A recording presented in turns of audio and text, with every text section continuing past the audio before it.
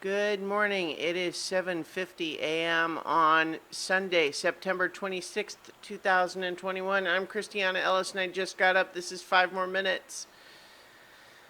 My air conditioner just turned on and it feels like it's really loud, but maybe that's just because it was so quiet in here before that. I still feel a little bit hazy because I think I would have slept in later, except Rocket was a little restless and kept sort of nudging me back awake again. And so I decided to get up, and now, of course, he's sleeping once more. Because that's how it is with dogs. If you're a dog owner, you know. Anyway,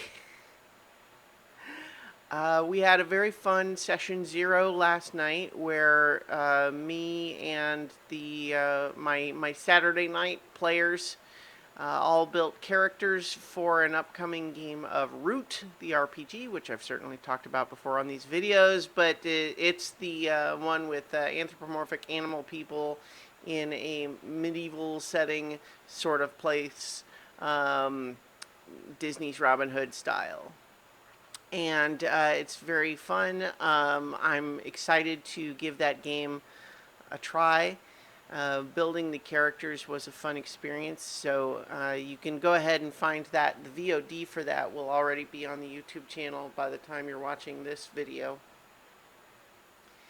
We had a very good time doing that. I think session zeros are a lot of fun, and it just part of what makes those fun, I think, is the anticipation of it, right?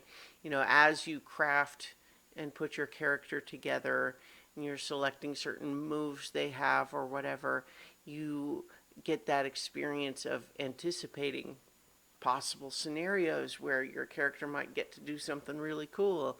And that's the whole experience of building a character for these games, is this idea of, if you want your character to be able to do cool stuff, there's lots of different ways to be cool. So what's the way that you want to be cool in this game? And so you're crafting a character that might be able to do those things. But one of the things that's true about this game, so Root is what's known as Powered by the Apocalypse, which means that it is based on the rule set for a game called Apocalypse World.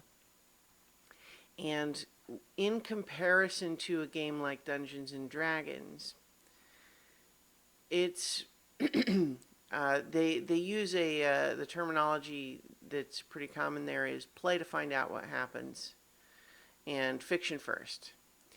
And what that generally means is that while it's very common with a game like Dungeons and Dragons to say, well, when it's your turn in combat, you look at your character sheet to see a list of the things that you can do, and you're picking from that list, so to speak. Now, fiction first would be to say, rather than looking at a list of moves, we're just imagining that this is a movie or a book, and your character is in the scene, and what is it that they do? And then once you've described what they want to try to do, then you do the roll and you figure out what move it would be, instead of acting like you're ordering from a menu and saying, well, I use my sword attack. So instead of saying I make an attack with my sword and then roll, what you say is, I draw my sword and I charge at the enemy, swinging it wildly, and then we'll do an engage in melee roll, instead of you saying, I want to engage in melee, right? So that's kind of the idea. Now, you can play Dungeons and Dragons that way, but it is a game that is sort of really lends itself to the ordering from a menu style, just because it's much more tactical, and it's things have more specific ranges and all of that sort of thing. Those details matter more, and that's not a bad thing, right? It's just a different way to play. And so this game, we're talking about how to make some of those, how to work with some of those principles, and trying to look at things from fiction first standpoint. and also the play to find out what happens. And what so play to find out what happens is basically comes down to, it's almost more about what I'm doing as the game master rather than trying to create some sort of a plot line or a story. It's much more focused on the idea that even beyond the question of,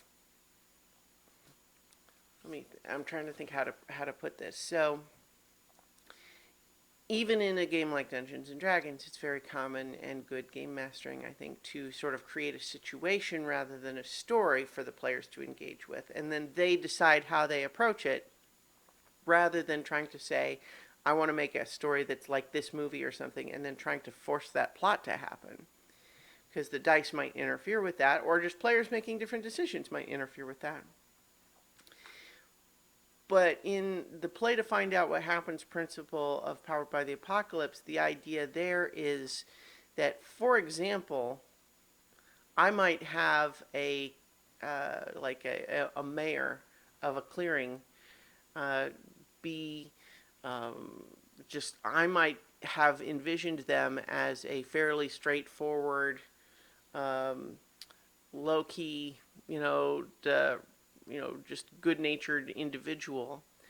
But, if one of the players has, they have a move that's like searching through that character's records, right, to find secrets. And there are different ways that that move can go.